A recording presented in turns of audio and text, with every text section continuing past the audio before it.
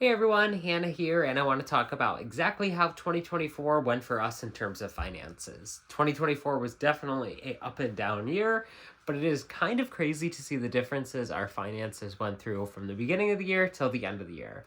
So get ready, we are going to go in exactly our spending totals for the entire year, as well as how our net worth has changed from the beginning to the end.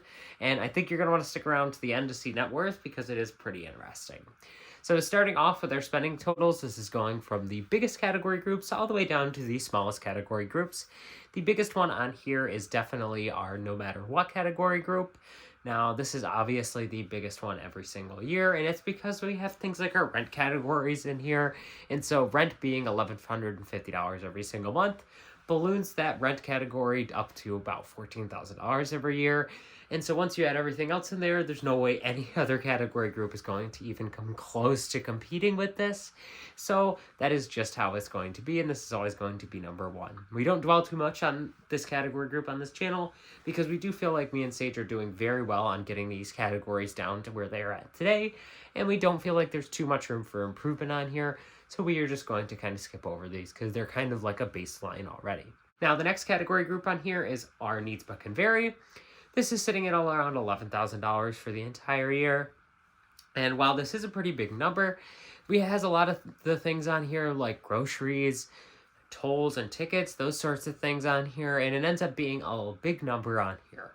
So groceries ends up being around $4,300 or so for the entire year, which ends up being less than $100 a week, which is really, really insane. I think we've done really good over the past year in lowering our grocery bill and making sure that we are spending money only on the things that we feel are going to bring us nutritional joy over the entire year. And I think that's reflected in the amount of money we spend on groceries. Taxes is also on here for to the tune of about $3,000 because we had a really big tax bill that we were not expecting. And so, given the fact that that is not going to happen again next year, I think we should see the needs but can vary group slow down significantly in 2025. Next, we have the wellness category group. As no surprise to anybody, you know that Sage and I spend a lot of money on different wellness related things for our lives, and I do not feel bad about that in the slightest. The amount of money we spend on our health is utmost important because it is going to carry us forward so that way we can eventually retire and have all of those amazing things at the end of our lives. So on here, we've got dental that's sitting around $2,700. So Sage had a root canal this year, which was definitely costly and lengthy for her, unfortunately. She went through a lot of pain and suffering, and it looks like it may not be entirely done now. She's needing to go back and get some corrections, which thankfully will be free, but that is very unfortunate that it has been this long of a process. We also got some different cavity fillings in here and lots of other things, so that does make it a $2,700 bill for the entire year. On our general health expenses, it's a little over $5,000. This is all of our prescription costs for the entire year. Some very expensive medications that we take every single month through here that are very expensive until our deductible hits. And then we've also got my colonoscopy on here, which is to the tune of around $1,000. So it definitely understandable why this category group is so high, because there are even things like our therapy is around $1,700 for the year, which I feel like is really good for mental health services. It's just health is very, very expensive in America. And even though I do feel good about the amount that we are spending and that we have to spend it in order to feel healthy, it is a very big number to see at the end of the year. But all in all, I feel pretty good about it. Next, we have our Us Wants category group on here. This is about $6,800. Now, the biggest category in this category group is going to be our Starbase category. So this is for a festival actually in 2025. But given that we bought the festival tickets and plane tickets in 2024, the majority of this spending is going to be listed under the 2024 financial year. And so even though this is a very large number at $6,800, if you remove the component for the festival that is next year, it ends up being way better for the year, and I feel pretty good about that. Some of the other categories on here, we have the beach trip, which is about $1,800. So this is a yearly trip Sage and I take with her family every year, and this is for flights and everything else that we had going into this trip. And I feel pretty good about the amount of money we spent for the amount of happiness that we got. There's no point going through this life unless you are enjoying it, and I feel really good about the amount of money we spent on the beach trip. And we have our eating out category group in here, which for a lot of people is one of the biggest categories on their entire budget. But for us, this actually isn't that bad of a deal. We actually ended up spending a little over $100 a month on eating out, which is really, really good. I think we have done very well at managing our eating out and ensuring that it does not get too crazy, especially given the accessibility that we have living in a city. So I am very happy to say I hope that continues into 2025. Next, we have my own personal wants category Groupon here, which is sitting at a little under that, around the same $6,800. And that's because a little over $3,000 on here is Lost Lands itself. Now, this is my premier festival I try to go to every single year, and it can be very expensive if you don't do things the right way. So I didn't necessarily do things the wrong way here at this festival, but I didn't listen to a lot of my plans for this festival for this year, and that definitely shows in how much I spent. So first of all, I dropped about $800 on Birch, which was just way too much money. I had a couple of items that I was really, really interested in getting, but it ended up alluding into me getting a bunch of items.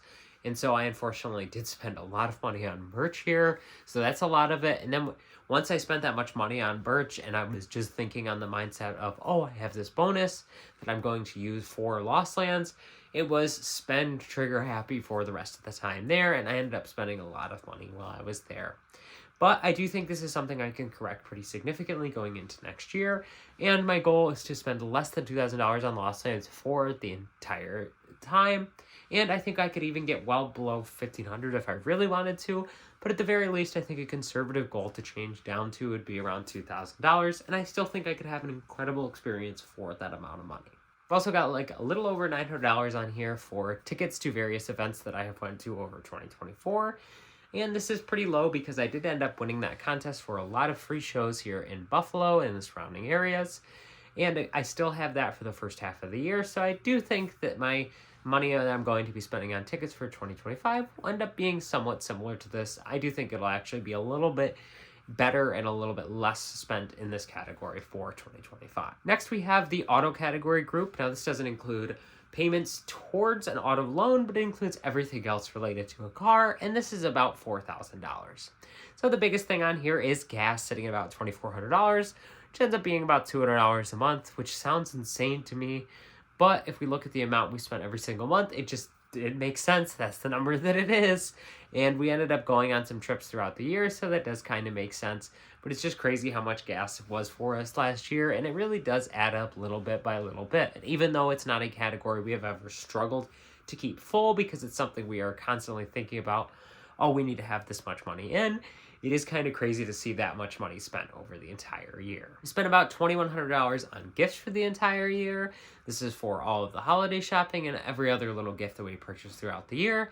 And I feel really good about this number. In fact, I think we could have spent a little bit more, and I think we both still would have felt very good about the amount of money that we spent.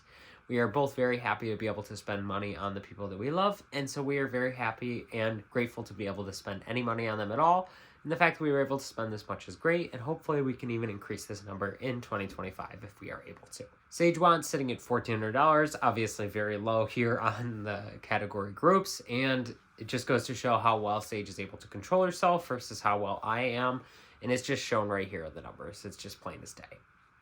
Pets is sitting at under $1,000, which is super good. I feel like we've done really, really well this year for pet care. So this is vet bills, this is medicine, this is all of the cat food and litter. I think we did really, really well this year, and it's great to see that number so darn low.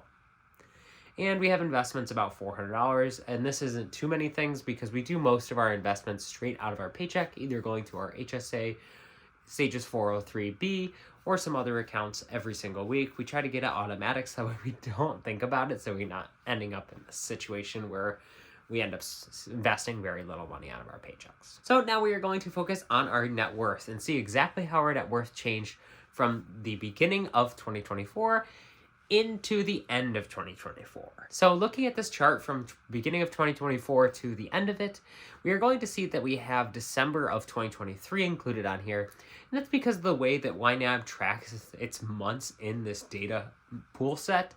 It is basically saying that the very last day of the month is the number that it's showing for the entire month. So because we want to start on January 1st, it doesn't make sense to start in January because that would be starting on January 31st. We'd have to start on December because December 31st would be as close to January 1st as we could get. So that is why you see the chart here is a little bit kind of screwy, but that is what we are going off of for the data set for these net worth points. So our net worth started very, very low in 2024. It started at $2,500 or so in January 1st of 2024. Now, I felt very, very good about this number back then, and I still do today because it was a over flat net worth, and we were really, really happy to be positive and to be working towards getting our net worth up there. But throughout the course of 2024, we continued to climb up and smashed right through what targets we thought we would ever reach. We had a significant amount of money coming to us from a family member, and so that was really, really fortunate for us to be able to get that amount of money paid off on one of our loans, so that way we would be kind of scot-free and get out of one of our loans, which was carrying around a lot of debt for our net worth. So that was about a $13,000 jump. But we also saved and invested as much as we could throughout the year, and that goes to show on how much our net worth increased. So we were given a significant amount of money from somebody in our family, which was really, really great, and they were able to pay off of a piece of debt that we had that was our auto loan. So that ended up being to the tune of about $13,000. But even considering that, we were able to save and invest a lot over the last year. So that way we were able to see our net worth grow exponentially just from that as well. And so together, putting those two things together, our net worth really, really ballooned. So our net worth is now over $22,000. So this is an increase of about $20,000 from the beginning of 2024 to the end of 2024. So even if you take out the $13,000 that we got given as a gift, we still went up around $7,000 for the year for our net worth, which is really, really great. And I am so incredibly happy that our net worth has had such a swing in 2024. I'm really, really excited to see how our net worth changes in 2025.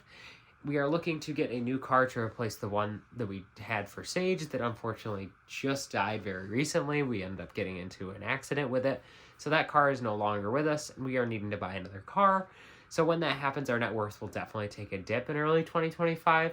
But I do think we still will be able to make some really nice strides in 2025. So I'm going to make some predictions about where I think our net worth and things will be in 2025. So given that we are going to be buying a car, and I'm not sure exactly how much that car is going to be adding to our debt profile, which is going to be decreasing our net worth very significantly, I am hoping for us to get our net worth up to around, I would hope to see us at around $10,000 at the end of 2025. So that would be in the green $10,000 after buying this new car and still saving and investing throughout the entire year. Now, in terms of our spending categories, I would like to see us generally go down on absolutely everything on here, and I think it is realistic for us to do that. I'm hoping that some of these things that are outliers on here truly become outliers and don't become every year type scenarios, things like the tickets and stuff. And I do think that they will become that way. So that's all I have to say for our review of our 2024 finances. Really, really stoked moving forward for 2025, and I can't wait to see where our finances take us throughout the entire year. If you want to stay tuned about everything going on in our financial lives and exactly how we are saving and investing our money as well as spending it, you're going to want to make sure you are subscribed to this channel. Thank you all so much for watching, and I'm so excited for 2025 and to share all of our financial journey with all of you. Take care.